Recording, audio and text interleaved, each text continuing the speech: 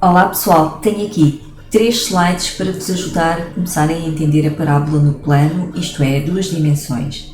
Mas atenção, isto são só 3 slides, isto não é a matéria completa, nem pouco mais ou menos. É uma janela para começarem a compreender o assunto e facilitar-vos o estudo, mas têm mesmo que estudar o resto da matéria.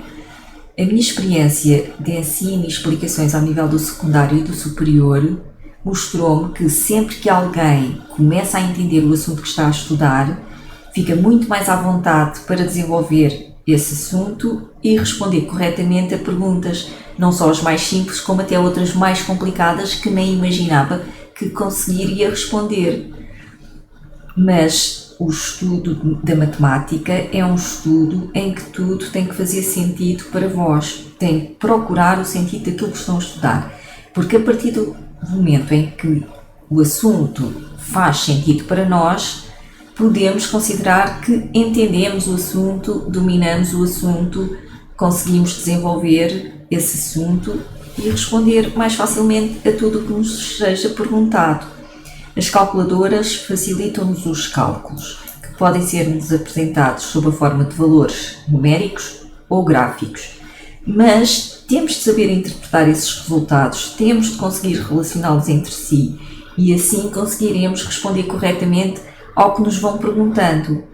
E outra vantagem é que conseguiremos mais facilmente identificar algum engano, algum erro em alguma fase do nosso raciocínio ou dos nossos cálculos e corrigi-los, porque podem ter a certeza de que todos nos enganamos alguma vez e é importante conseguirmos identificar o engano, o erro e proceder à correção. Vamos então avançar. Tenho aqui uns conceitos que eu considero fundamentais conhecer para se conseguir compreender a parábola. Se já estiverem à vontade com estes conceitos, podem passar à frente. Se não conhecerem estes conceitos, têm mesmo que estudá-los até ficarem à vontade o suficiente para conseguirem evoluir no estudo da parábola. Eu vou referi-los com brevidade a título de lembrança. O referencial ortonormado no plano é um par de eixos perpendiculares entre si. O horizontal é o eixo das abscissas e é representado pela letra X, e o vertical é o eixo das ordenadas e é representado pela letra Y. Tem de ter ambos a mesma escala. No cruzamento destes dois eixos está um ponto que é considerado a origem dos eixos. Qualquer ponto pode ser representado nesse referencial através de um par de coordenadas. E o que é o par de coordenadas de um ponto? São dois valores separados por uma vírgula e entre parênteses, ou seja, é um par ordenado de valores, e ordenado porque a ordem tem importância. O primeiro valor é a abscissa desse ponto e corresponde à leitura desse ponto em relação ao eixo do X. O segundo valor é a ordenada desse ponto e corresponde à leitura desse ponto em relação ao eixo dos Y. Portanto, qualquer ponto tem um par de coordenadas em que a primeira coordenada é a abscissa e a segunda coordenada é a ordenada. Depois temos aqui dois conceitos, o vértice e a concavidade, que são respeitantes à parábola. E eu esbocei 2 tipos de parábolas para entenderem mais intuitivamente. Neste caso, tenho uma parábola com a concavidade voltada para cima e neste caso tenho uma parábola com a concavidade voltada para baixo. Se formos identificar o ponto mais baixo desta parábola com a concavidade voltada para cima, temos o vértice dessa parábola. Neste caso, para encontrarmos o vértice da parábola, devemos ir encontrar o ponto mais alto da parábola, mais elevado. Imaginem que tínhamos uma função a representar esta linha.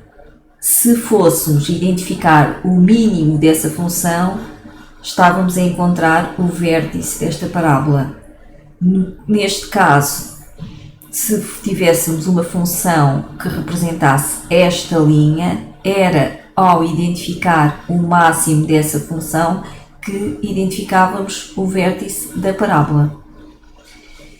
têm mesmo de saber resolver equações do segundo grau, porque qualquer equação do segundo grau representa graficamente uma parábola e qualquer parábola que observem graficamente pode ser representada por uma equação do segundo grau. A equação do segundo grau também se chama de equação quadrática. E o que é uma equação do segundo grau? É uma equação em que vos aparece a variável x ao quadrado, pode também aparecer a variável x, mas nunca pode aparecer a variável x com uma potência superior a 2. Quem sabe resolver equações do segundo grau conhece a fórmula resolvente. Quem não conhece a fórmula resolvente tem mesmo que ir estudá-la, porque a fórmula resolvente é utilizada na resolução da equação do segundo grau.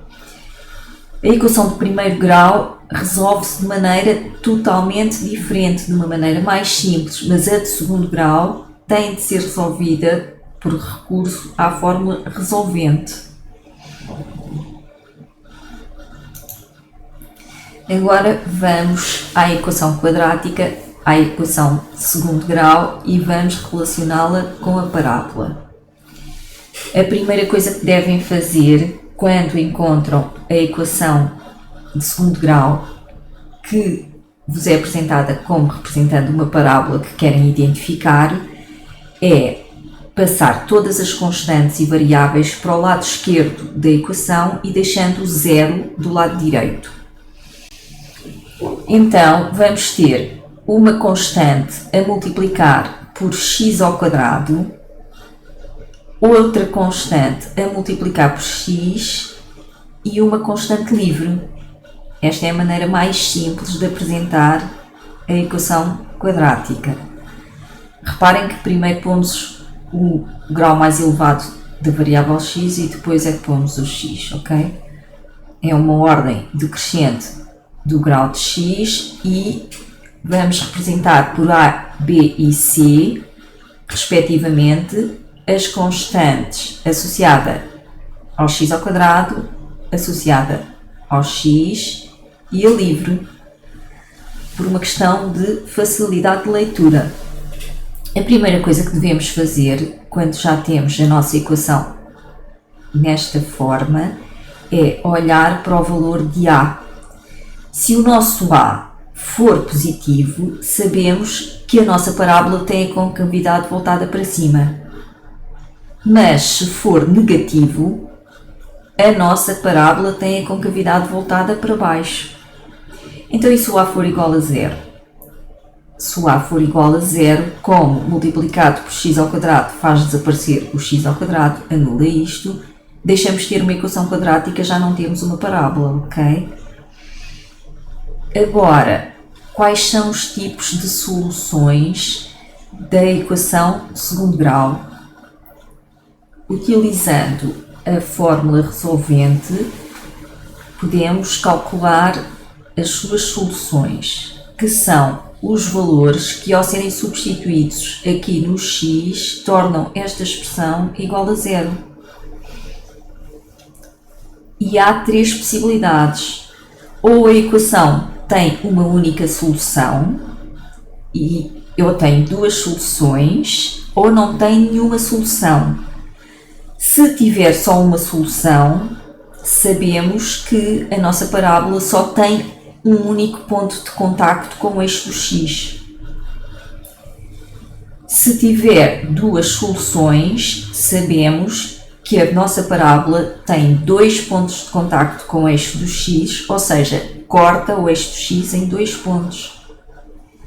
Se não tivermos soluções, isto é, se tivermos zero soluções, a nossa parábola não toca o eixo do x.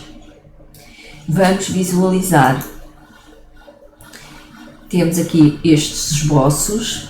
Olhando para este caso, sabemos que se a nossa parábola tem a concavidade voltada para cima, o a é positivo, e como não toca o eixo do x, não tem solução. A nossa equação não tem solução. Neste caso, temos um ponto de contacto entre a parábola e o eixo do x, ou seja, temos uma equação de segundo grau desta parábola com uma única solução. E, mais uma vez, a concavidade voltada para cima indica que o nosso A é positivo.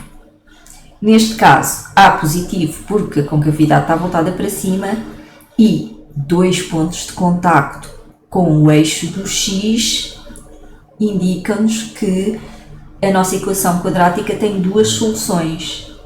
Não interessa os pontos de contacto com o y, porque a equação quadrática da parábola só envolve a variável x. Vemos agora neste caso, concavidade voltada para baixo, A negativo, dois pontos de contacto com o eixo do x, duas soluções da nossa equação. Aqui, um ponto de contacto, uma única solução da equação, concavidade voltada para baixo, A negativo. E aqui, concavidade voltada para baixo, A negativo, zero soluções porque não há contacto com o eixo do x. Espero que isto vos tenha sido útil. Vão estudar, bom estudo, bons resultados e até à próxima!